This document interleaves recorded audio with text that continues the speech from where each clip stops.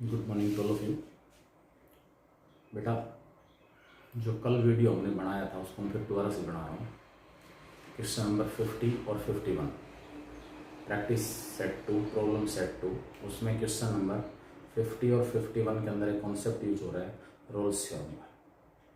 क्या है वो रोल्स थ्योरम, डिटेल में हम उसमें +2 में पढ़ेंगे। मैं जस्ट हल्का सा उसका कंक्लूजन बता देता हूँ कि वो थ्योरम हम कैसे यूज करेंगे।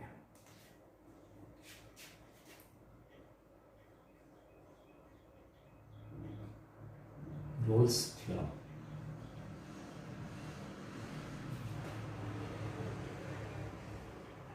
fx be a function of x defined on the interval ab such that, किस प्रकार डिफाइंड है, it is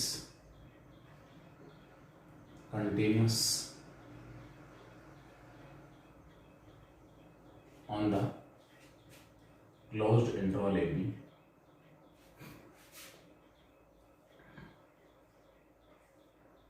it is derivable or differentiable on open interval AB, and third condition fa equal to fb। x का कोई भी function जो interval A B के अंदर define है और वो इन तीनों कंडीशंस को सेटिस्फाई करता है। x का कोई भी फंक्शन जो इन तीनों कंडीशंस को डिफाइन है क्लोज्ड इंटरवल ए बी में डिफाइन होने के बाद, तो ये थ्योरम ये कह रही है, then according to Rolle's theorem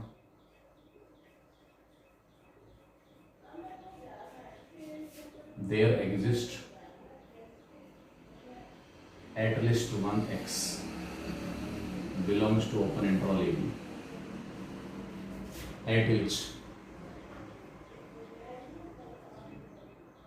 f dash x equal to 0, or there exists at least one c belongs to open interval AB such that f dash c equal to 0।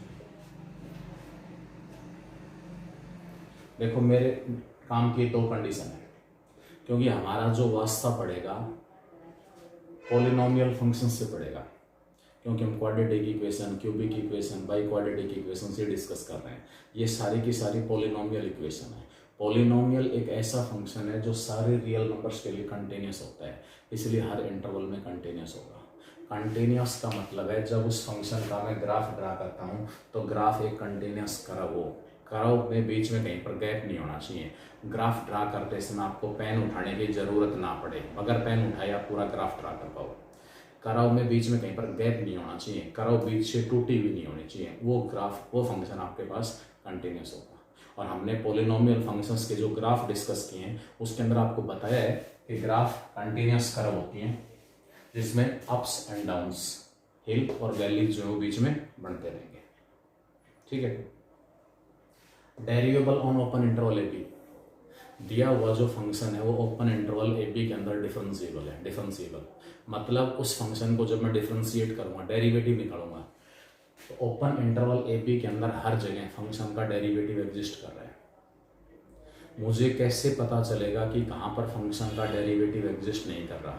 अगर दिए हुए इंटरवल में function का derivative कहीं पर भी 0/0 form में चला जाए, square root of negative form में चला जाए, लॉग ऑफ नेगेटिव फॉर्म में चला जाए डेरिवेटिव, और नॉन जीरो अपॉन 0 फॉर्म में चला जाए, ये मेनली 4 फॉर्म है। fx की वैल्यू अगर इनमें से किसी भी एक रूप में रिड्यूस हो रही है तो हम कहेंगे फंक्शन कंटिन्यूस नहीं है। डेरिवेटिव की वैल्यू इनमें से किसी एक रूप में रिड्यूस हो रही है तो हम कहेंगे फंक्शन डेरिवेबल नहीं है। लेकिन मैंने बताया आपको इन दोनों कंडीशंस के चक्कर में पड़ने की जरूरत है ही नहीं। हमारा वास्ता केवल और केवल पॉलिनोमियल फंक्शन से पड़ेगा, और पॉलिनोमियल जो फंक्शन है वो हमेशा कंटिन्यूस भी होता है और डिफरेंशिएबल भी होता है। जो पॉलिनोमियल फंक्शन है always continuous and differentiable for all real numbers, ठीक है। मेनली ये कंडीशन है। एफ ए और एफ बी, आपको ऐसा ए और बी डिसाइड करना है, ऐसे ए और बी की पहचान करनी है जहां उस एफ एक्स की वैल्यू सेम हो एक्स इक्वल टू ए और एक्स इक्वल टू बी पर। तो ये रोल्स थ्योरम ये कह रही है एफ ए और एफ बी अगर आपस में इक्वल हैं, ग्राफ कंटिन्यूस है ए और बी के बीच में, जो कि होगा क्योंकि हमारा वास्ता पॉलिनोमियल फंक्शन से पड़ेगा, ठीक है। तो हर हालत में एक ऐसा x मिलेगा, उस x को अगर मैं c से रिप्रेजेंट कर रहा हूं, there exist at least one x जो है उसकी वैल्यू क्या होगी, c होगी, और वो x इक्वल टू c जो है वो इस इक्वेशन को सेटिस्फाई करेगा, f डैश c वहां पर क्या होगा, 0। और मैं ये कह सकता हूं और x equal to c will satisfy f dash x equal to 0। x equal to c जो है वो इस इक्वेशन को क्या करेगा, सेटिस्फाई करेगा, यानी कि x इक्वल टू c जो है वो f dash x equal to 0 का एक रूट होगा, ठीक है। f डैश x यानी कि जो c मुझे a और b के बीच में मिलेगा, उससे पहले मेन कंडीशन कौन सी चेक करनी है आपको, एफ ए और एफ बी दोनों आपस में इक्वल होने चाहिए। तो जो सी इस कंडीशन को सेटिस्फाई करेगा, ठीक है, जो सी इस इक्वेशन का रूट होगा वो सी मुझे ए और बी के बीच में मिलेगा, कहाँ मिलेगा, ए और बी के बीच में, ठीक है।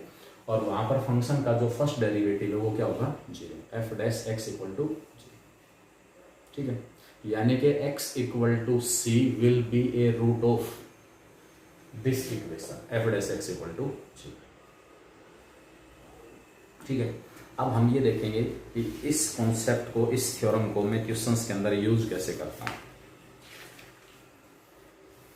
मैंने कल क्वेश्चन डिस्कस कर लिए थे 47 तक, कल का जो वीडियो, हालांकि वीडियो ये भी बन गया था दूसरा 1 घंटे 10 मिनट का वीडियो यूट्यूब के ऊपर ऑटोमेटिकली खत्म। 2 वीडियो ऐसे हो चुके हैं जो बन के पूरे और सेव नहीं हुए और अपने आप खत्म हो गए, पता नहीं क्या टेक्निकल प्रॉब्लम इसके अंदर। अदरवाइज ये डाउट्स आपके कल ही आ जाने थे शाम के टाइम आपके पास, इनके सॉल्यूशंस। मैं क्वेश्चन नंबर 50 डिस्कस कर रहा हूँ। क्वेश्चन नंबर 50 क्वेश्चन दिया हुआ है, if a plus B plus C equal to 0 then the quadratic equation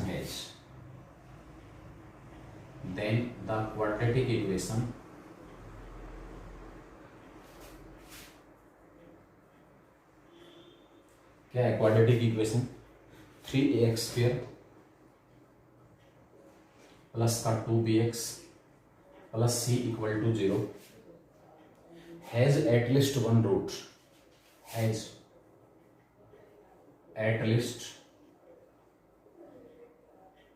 one root in the interval 0 to 1, A option.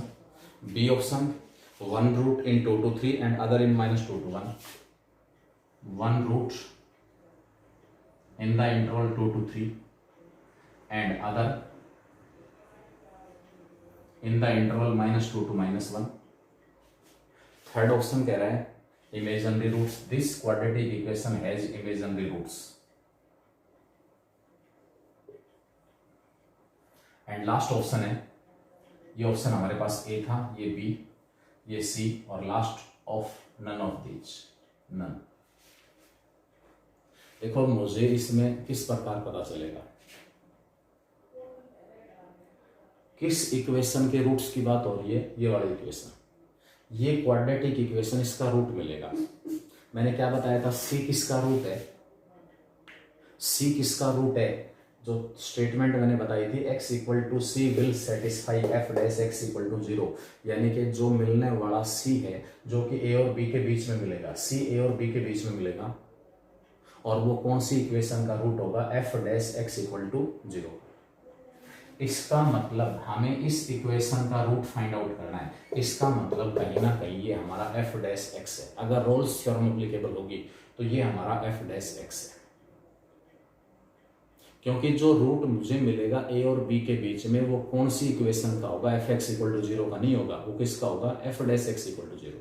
अब मुझे रूट चेक करना है कि इस इक्वेशन का एक रूट है कहाँ, 0 से 1 के बीच में, एक 2 से 3 और दूसरा -2 से -1।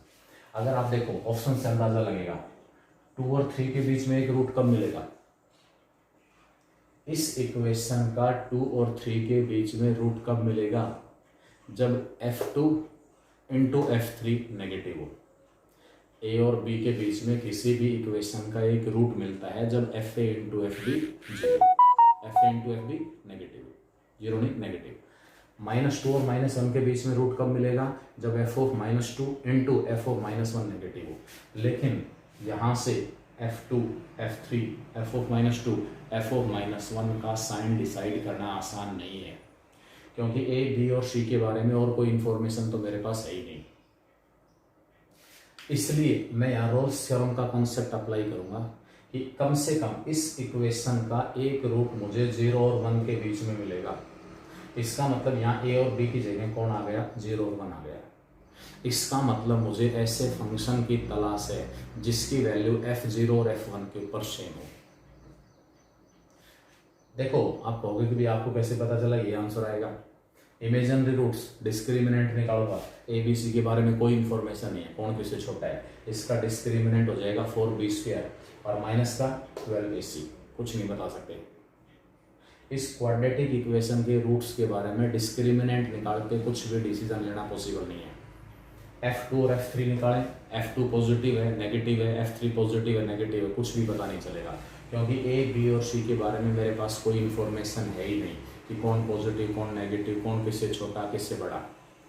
इसलिए ये आपके पास इसमें कॉन्सेप्ट जा रहा है कि इन दोनों के बीच में। फिर दूसरा हिंट कि रोल्स थ्योरम यहाँ अप्लाई होगी। कोफिशिएंट्स जो है ना, कोफिशिएंट्स a + b + c 0 दिया हुआ है, इसका मतलब कहीं ना कहीं ये एक पॉइंट के ऊपर a और b में से या तो ये a + b + c आपके पास fa बनेगा या fb बनेगा।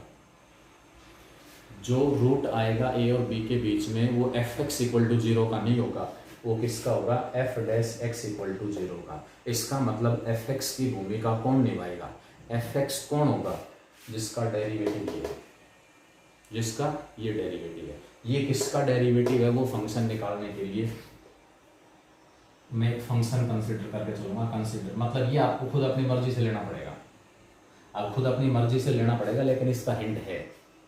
क्या है वो हिंट, जिस क्वाड्रेटिक इक्वेशन का एक रूट किन्हीं दो रियल नंबर्स के बीच में प्रूव करना है, उसकी लेफ्ट हैंड साइड किसका डेरिवेटिव है, वो आपको fx लेके चलना पड़ेगा। कंसीडर द फंक्शन, fx ले लिया मैंने, fx। मैं वो फंक्शन लेके चल रहा हूं ax³ प्लस का bx² और प्लस का c। ये फंक्शन ले लिया मैंने, consider this function ax³ plus bx² plus cx। कहां से आया, आपने मैथमेटिकल टूल्स पढ़े होंगे, वहां डिफरेंशिएशन पढ़ा है, वहां इंटीग्रेशन भी आता है। x की पावर्स हैं, उनका इंटीग्रेशन क्या होता है, एक पावर बढ़ा दो और बड़ी पावर से भाग कर दो, इसको इंटीग्रेट करना लेफ्ट हैंड साइड को। जो इसका इंटीग्रेशन आएगा वो fx होगा। 3a कांस्टेंट है, x² का x³ 3 से 3 कैंसिल, ax³ बच गया। इसका इंटीग्रेशन लोगे 2bx का, x का आ जाएगा x²/2, 2 से नीचे वाले 2 से 2 कैंसिल, bx² आ गया। और c का इंटीग्रेशन cx। इसको डिफरेंशिएट करके देख लो, डिफरेंशिएशन यही आएगा, fx आ गया मेरे पास, ये fx है। पॉलिनोमियल फंक्शन है, पहले दो कंडीशन बताई थी रोल्स थ्योरम के, उनके चक्कर में पढ़ने की जरूरत नहीं है, सेटिस्फाई होंगे या नहीं होंगे, क्योंकि हमारा वास्ता केवल पॉलिनोमियल फंक्शन से पड़ेगा। और पॉलिनोमियल फंक्शन सारे रियल नंबर्स के लिए कंटिन्यूस भी होता है और डिफरेंशियल भी, ठीक है। f0, x की जगह 0 पुट करोगे 0 आ रहा है। f1, x की जगह 1 पुट किया, a + b + c, और आपको a + b + c 0 दिया हुआ है। f0 और f1 आपस में इक्वल है।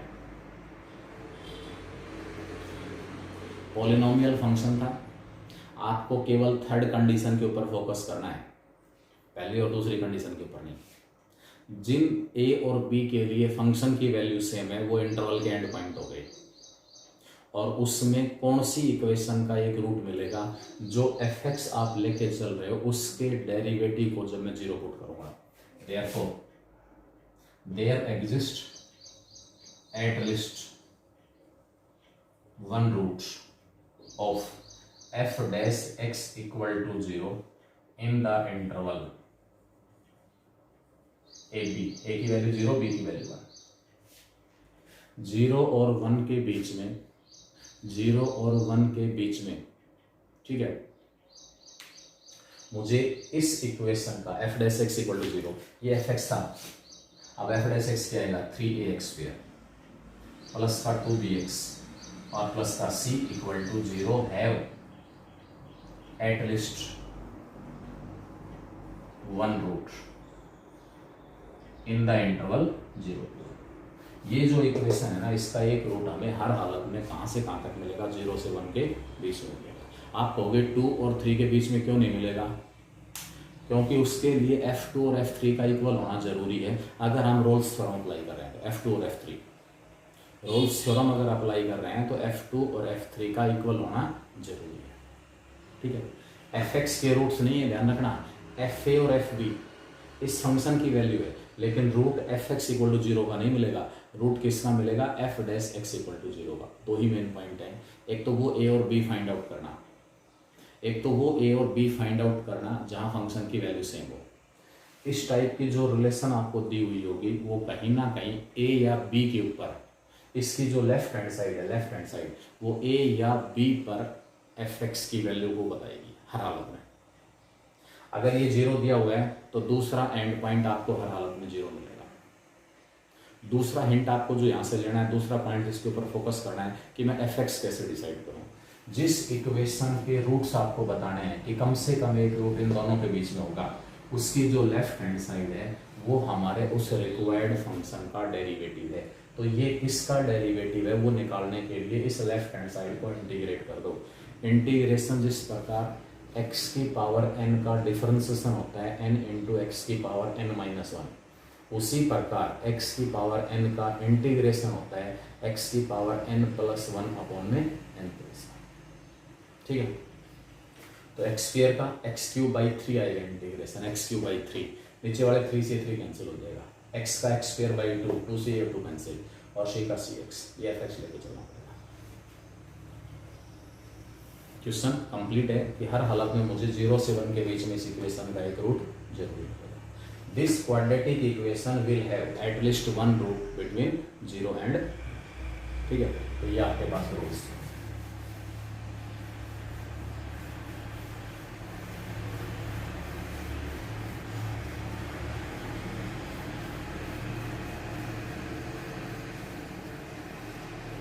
Question number 51, same concept.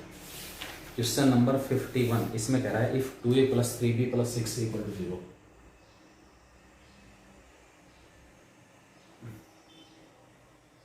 then the quadratic equation, then the quadratic equation ax square plus bx plus c equal to 0 have at least one root, at least one root X square plus B X equal to 0, इस equation का एक root मिलेगा। वही options दिए हुए हैं। पहला option हमारे पास है 0 से 1 के बीच में। पहला ऑप्शन क्या दिया हुआ है 0 to 1, at least one root in -1 to 1, 0 to 2, none of this. At least one root in the interval, option A 0 to 1। Printing इसके अंदर मिस्टेक दी हुई है, ये इंटरवल आपको ओपन मिलेगा। क्लोज का मतलब हमारे पास क्या है, क्लोज का मतलब कि जो रूट होगा वो 0 भी हो सकता है 1 भी हो सकता है, लेकिन हमेशा इंटरवल ओपन होगा, ध्यान रखना। अगर डिफरेंस आपको, या तो इसमें प्रिंटिंग मिस्टेक है, इंटरवल क्लोज बना रखा है जो ओपन होगा। अगर आपके पास एग्जाम में 2 आंसर्स दिए हुए, एक में इंटरवल ओपन है 0 to 1, एक में क्लोज है, तो आपका आंसर ओपन वाला होगा। जो f dash x equal to 0 का एक रूट मिलेगा जिसको मैं c कह रहा हूँ, वो हमेशा ओपन इंटरवल ए बी के अंदर होगा। वो ना तो x इक्वल टू जो c है, c ना तो a के इक्वल हो सकता ना b के इक्वल हो सकता, always lies between 0 and 1, 0 and 1, -1 and 1। Second option B में कह रहा है in the interval -1 and 1। Third option में कह रहा है इन द इंटरवल 0 to 2, और लास्ट ऑप्शन कह रहा है नन ऑफ दीज। अगर ये 0 है तो इस क्वाड्रेटिक इक्वेशन का एक रूट इस इंटरवल में मिलेगा, इस इंटरवल में मिलेगा, इस इंटरवल में मिलेगा, या इस इंटरवल में मिलेगा। एक और कॉन्सेप्ट है, इस रोल्स थ्योरम को छोड़कर एक और कॉन्सेप्ट हमारे पास क्या है, जिस इक्वेशन के रूट्स की बात हो रही है, अगर F A into F B, चलो यहाँ पर ए दिया हुआ आपके पास इक्वेशन में, F P into F Q अगर 0 से छोटा है, x इक्वल टू पी पर लेफ्ट हैंड साइड की वैल्यू निकाली, x इक्वल टू क्यू पर लेफ्ट हैंड साइड की वैल्यू निकाली, अगर इन दोनों का प्रोडक्ट नेगेटिव आ रहा है तो हर हालत में इस क्वाड्रेटिक इक्वेशन का एक रूट मिलेगा p और q के बीच में, p और q के बीच में। लेकिन यहाँ पर तो 0 और 1 के ऊपर इसकी वैल्यू निकालूंगा, 0 पर तो c आ रही है, 1 पर इसकी value a plus B plus C आ रही है, तो c into A plus B plus C का साइन पॉजिटिव है नेगेटिव है डिसाइड नहीं कर सकता, केवल ये दिया हुआ मुझे बस, और कुछ नहीं है। ठीक है, अगर ए बी सी के बीच में कुछ एक रिलेशंस और दी हुई होती तो मैं इस कॉन्सेप्ट का भी यूज कर सकता था, लेकिन ये कॉन्सेप्ट यहाँ अप्लीकेबल नहीं है। अब क्योंकि मुझे प्रूव करना है इस इक्वेशन का एक रूट, अभी थोड़ी देर पहले आपको बताया था जो सी रूट होता है वो एफ एक्स इक्वल टू 0 का नहीं होता, वो F dash X equal to 0 का होता है। अर्थात मुझे फंक्शन वो लेके चलना पड़ेगा जिसका डेरिवेटिव ये लेफ्ट हैंड साइड है। Consider the function, consider the function, question number 51 है। फंक्शन कंसीडर कर लिया, F X equal to A X cube by 3 B X square by 2 plus का सी एक्स। आप कहोगे कहाँ से लिया है फंक्शन, इस लेफ्ट हैंड साइड को इंटीग्रेट किया, एक्स स्क्वेयर का integration X cube by 3 A साथ रहेगा, एक्स का integration X square by 2 B साथ रहेगा, और अकेले सी का सी एक्स। अगर इसको वापस डिफ्रेंशिएट करोगे तो ये लेफ्ट हैंड साइड आ जाएगी। f0 अगर इसकी वैल्यू 0 दी हुई है, f0 एफ एक्स मैक्स की जगह 0 पुट करोगे तो 0 आ जाएगा। f1 मेरे पास आ रहा है a बाई 3, एक्स की जगह 1 पुट करूंगा, प्लस b बाई 2 और प्लस का c, एलसीएम ले लिया, 6 एलसीएम आ गया, 3 से डिवाइड किया 2a प्लस का 3b प्लस का 6c। अब 2a plus 3b plus 6c क्या दिया हुआ है 0, ऊपर वाला 0 है, 0 अपॉन में 6 इक्वल टू 0, f0 भी 0 f1 भी 0। इसका मतलब क्या हुआ, f0 और f1 आपस में इक्वल है। Therefore, according to Rolle's theorem, there exists at least one c belongs to open interval 0 to 1 at which f dash c equal to 0 means c is a root of f dash x equal to 0। ध्यान रखना ये वाला c वो नहीं है, ये वाला c नहीं है। अगर इस c से कोई प्रॉब्लम हो, c से जो दिया उसमें आप इसको k कह दो, k मिलेगा जहां फंक्शन का फर्स्ट डेरिवेटिव 0 हो, that is k is a root of f dash x equal to 0। k कहाँ मिलेगा 0 से 1 के बीच में, और वो किसको सेटिस्फाई करेगा, x इक्वल टू के किसको सेटिस्फाई करेगा, f dash x equal to 0, यानी कि k जो है वो f dash x equal to 0 का रूट होगा। अब इसका डेरिवेटिव क्या होता है, क्योंकि इसका इंटीग्रेशन ये है तो इसका डेरिवेटिव ये होगा। देयरफॉर इसका डेरिवेटिव निकालूंगा ax cube a by 3 x cube का 3x square b by 2 x square का 2x x का c equal to 0 have one root in the interval 0 to 1। एक जरूर होगा, एक से ज्यादा कितने भी हो सकते हैं। 0 और 1 के बीच में इस क्वाड्रेटिक इक्वेशन का 3 से 3 कैंसिल, 2 से 2 कैंसिल, एक रूट जरूर होगा, ज्यादा कितने हो सकते। क्यों होगा? ये रोल्स थ्योरम बता रही है। जो रोल्स थ्योरम की स्टेटमेंट है वो इंश्योर कर रही है, कंफर्म कर रही है कि ए और बी के बीच में एक रूट जरूर होगा अगर एफ ए और एफ बी आपस में इक्वल है। तो कंक्लूजन ये निकला कि कहीं ना कहीं ये जो कंडीशन आपको दी हुई है कोफिशिएंट्स के रूप में, ये या तो पॉइंट ए पर फंक्शन की वैल्यू है या पॉइंट बी पर फंक्शन की वैल्यू है, वो 0 दे रखी है। इसका मतलब दूसरा पॉइंट भी मुझे ऐसा ही चूज करना पड़ेगा जहां फंक्शन की वैल्यू 0 ही हो। उन दोनों के बीच में जो एफ एक्स है उसके डेरिवेटिव को जब मैं 0 पुट करूंगा तो एक इक्वेशन आएगी, उस इक्वेशन का हर हालत में एक रूट जरूर। ठीक है, ये आपके पास, हमारे पास क्वेश्चन। अब उसके बाद क्वेश्चन देखें, क्वेश्चन नंबर 52।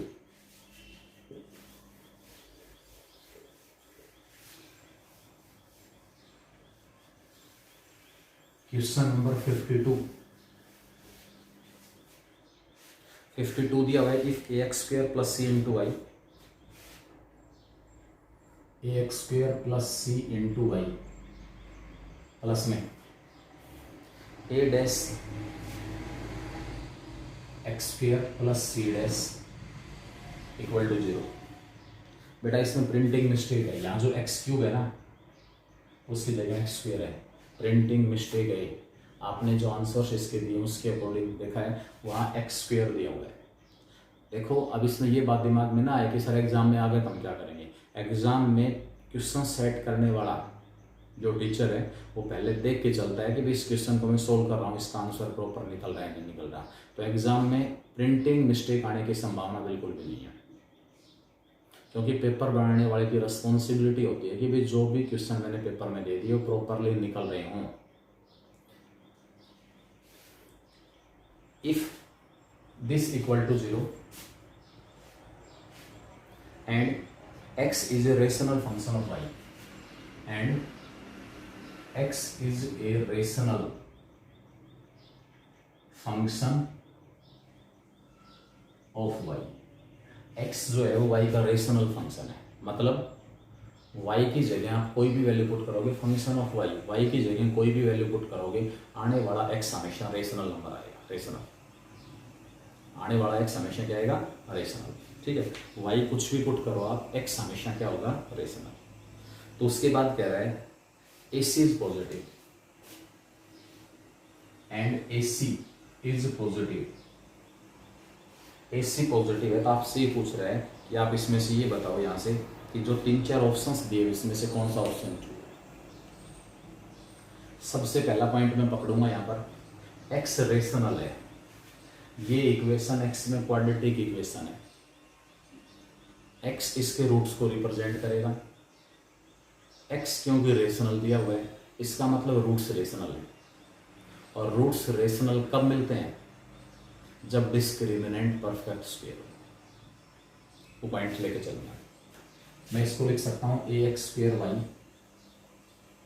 प्लस का A dash X square plus का C Y plus C dash equal to 0। इन दोनों में से एक्स स्क्वेयर कॉमन निकाल लिया, अंदर आ गया ए Y plus A dash. X वाली टर्म नहीं है, मैंने उसका कोफिशिएंट 0 रख दिया, 0 इंटू एक्स प्लस का C Y plus C dash equal to 0, which is a quadratic equation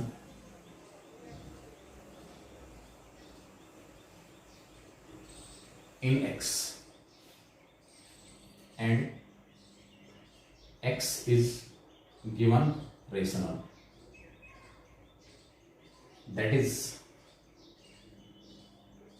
roots of 1 are rational।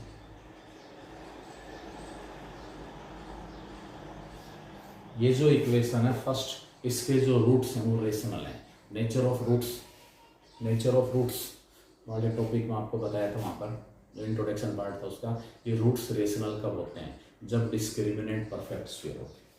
Therefore D is a perfect square. D is a perfect square.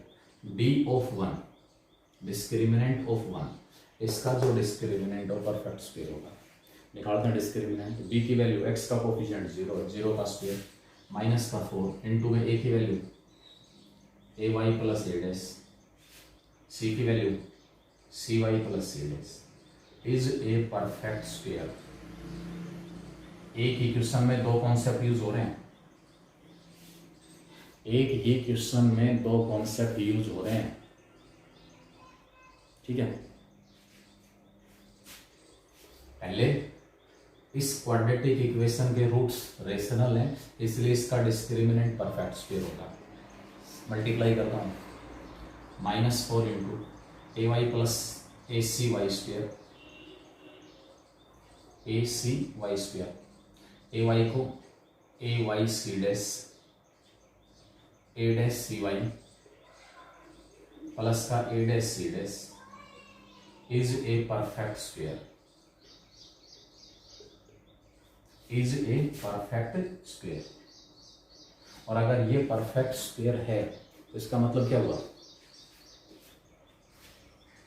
और simplify कर लो, -4 into में ए C Y square, इसमें से और इसमें से मैंने y common निकाल लिया, -4 बाहर से आ रहा है, -4y इंटू में ए सी डैश प्लस में ए डैश सी, -4 बाहर से आ रहा है, माइनस का 4 A dash C dash is a perfect square. x variable का रोल यहां खत्म है, अब वेरिएबल y आ गया। y से रिलेटेड कोई भी क्वाड्रेटिक एक्सप्रेशन है, क्वाड्रेटिक एक्सप्रेशन, वेरिएबल y में कोई भी क्वाड्रेटिक एक्सप्रेशन है, वो परफेक्ट स्क्वायर कब होगी, ax square plus bx plus c is a perfect square. ये परफेक्ट स्क्वायर कब होता है, जब इसका डिस्क्रिमिनेंट 0, क्योंकि इसको मैं इक्वल टू 0 पुट करूंगा, ax square plus bx plus c को जब मैं 0 पुट कर रहा हूँ, ax square plus bx plus c को जब मैं 0 पुट कर रहा हूँ तो मेरे पास क्वाड्रेटिक इक्वेशन आ जाएगी। इस लेफ्ट हैंड साइड को मैं परफेक्ट स्क्वायर के रूप में लिख सकता हूँ, और जब ये 0 है मैंने इसको परफेक्ट स्क्वायर के रूप में लिख दिया, x minus 2 whole square, x minus 5 whole square, x plus 5 whole square, roots हमारे पास इक्वल और रियल आ जाएंगे, रियल और इक्वल। इसका मतलब ये परफेक्ट स्क्वायर होने का मतलब इस क्वाड्रेटिक एक्सप्रेशन का जो डिस्क्रिमिनेंट है वो क्या होना चाहिए, 0। क्वाड्रेटिक पॉलिनोमियल परफेक्ट स्क्वायर में चेंज कब होगा, जब उसका discriminant greater than 0। Quadratic polynomial always greater than 0 कब होगा, जब उसका डिस्क्रिमिनेंट नेगेटिव हो, एक्स स्क्वायर का कोफिशिएंट पॉजिटिव हो। हमेशा लेस देन 0 कब होगा, जब एक्स स्क्वायर का कोफिशिएंट नेगेटिव हो और डिस्क्रिमिनेंट भी नेगेटिव हो। क्वाड्रेटिक पॉलिनोमियल के 2 जीरोज मिलेंगे, 2 जीरोज अगर उसका डिस्क्रिमिनेंट स्ट्रिक्टली ग्रेटर देन 0, एक 0 मिलेगा अगर उसका डिस्क्रिमिनेंट इक्वल टू 0। तो वही कॉन्सेप्ट मैं यहाँ अप्लाई करना चाह रहा हूँ। ये परफेक्ट स्क्वायर कब होगा, when its discriminant d is equal to 0। अब मैं d निकालूंगा, डिस्क्रिमिनेंट निकालूंगा, लेकिन मेरे पास ध्यान रखना वेरिएबल x की जगह y आ गया है। y से रिलेटेड वेरिएबल कोई भी हो सकता है, कोई फर्क नहीं पड़ेगा। ax square plus bx plus c perfect square जब d 0, ay square plus by c perfect square जब d 0, az square plus bz plus c perfect square जब d 0। d स्क्वायर y का कोफिशिएंट -4 इंटू में a c dash plus a dash c इस सारे का square, minus का 4 into में a की वैल्यू -4ac इंटू में c की वैल्यू माइनस का 4 a डैश c डैश, ये 0 आना चाहिए। -4 का square 16 into a c dash plus a dash c, ये माइनस और ये माइनस प्लस हो गया, 4 into 4 into 4 64, A C A dash C dash equal to 16 से इसको डिवाइड कर लिया, 16 से यहाँ 4 बच जाएगा इक्वल टू 0। स्क्वायर ओपन कर दो, ये स्क्वायर है, A square C dash square A dash square C square plus 2 times of A C dash C minus का 4 times of A C dash equal to 0। यही टर्म प्लस की 2 times है minus की 4 times है, plus 2 times minus 4 times, minus का 2 times बच गया। तो लास्ट में क्या बचेगा मेरे पास, A square C dash square plus A dash square C square plus का 2 टाइम्स माइनस का 4 टाइम्स, माइनस का 2 टाइम्स बच गया A dash C dash equal to 0। ये परफेक्ट स्क्वायर है, ये ए का स्क्वायर, ये बी का स्क्वायर, ये 2ab माइनस का A C dash minus A dash C whole square equal to 0। और ये होल स्क्वायर 0 कब आएगा, जब A C dash minus A dash C 0, A C dash equal to A dash C हो। इसका मतलब ए डैश को नीचे ले आओ, A upon A dash equal to C upon C, यानी कि जो कोफिशिएंट्स दिए हुए ना, this equal to 0 and x will be a rational function of y if and only if a upon a dash must be equal to c upon c dash। a upon a dash की जो value है अगर c upon c dash के equal हुई तो उस case में आपके पास इस क्वाड्रेटिक इक्वेशन के जो रूट्स हैं, x में क्वाड्रेटिक इक्वेशन कर रहा हूँ, वो आपको हर हालत में कैसे मिलेंगे, रेशनल इक्वेशन दी हुई है। x rational function of y है, मतलब y की जगह कोई भी इनपुट देते हो x हमेशा रेशनल नंबर आएगा। इसका मतलब x में अगर मैं इसको क्वाड्रेटिक इक्वेशन बना देता हूँ, ये x में क्वाड्रेटिक इक्वेशन बन गई तो इसके रूट्स रेशनल है। और रूट्स रेशनल का मतलब क्या हुआ, इसका discriminant, roots rational perfect square, तो मैंने डिस्क्रिमिनेंट निकाला, इसको मैंने परफेक्ट स्क्वायर कह दिया। अब x को भूल जाओ, x की बजाय अब बात वेरिएबल y के ऊपर आ गई। ये वेरिएबल y से रिलेटेड क्वाड्रेटिक एक्सप्रेशन है, ये परफेक्ट स्क्वायर कब होगा, जब इसका डिस्क्रिमिनेंट 0। इसका डिस्क्रिमिनेंट निकाल के 0 पुट किया तो मेरे पास कंडीशन आ गई a upon a dash equal to c upon c dash. ठीक है।